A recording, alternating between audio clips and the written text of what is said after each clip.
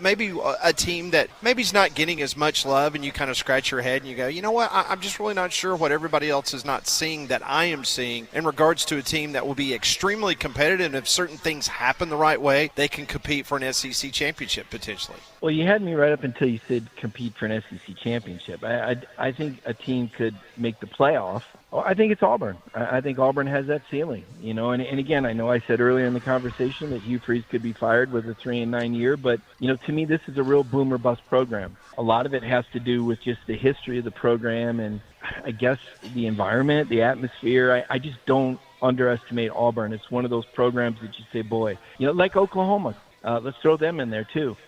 These are two programs that traditionally find a way. They don't stay down long. And, you get a good coach in there with good players, and it's almost like, the football environment takes care of itself. I think about some of Auburn's games and how well they've played at times and how close maybe they were to getting that signature win that could give them the momentum to build on.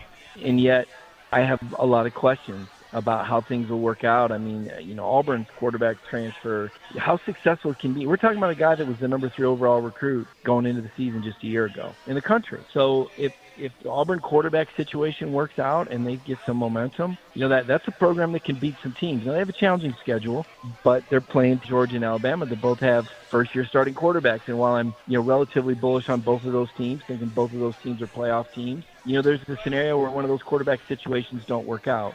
But again, Auburn is a program that's played both of these teams tough when seemingly they shouldn't. And if they can take care of business against the teams they're supposed to win and get elevated quarterback play, and as I've said before, Hugh Freeze's knuckleball has some movement on it. I mean, this is a guy who has been a very good coach at his best. If things line up for Auburn, that's going to be a really dangerous program.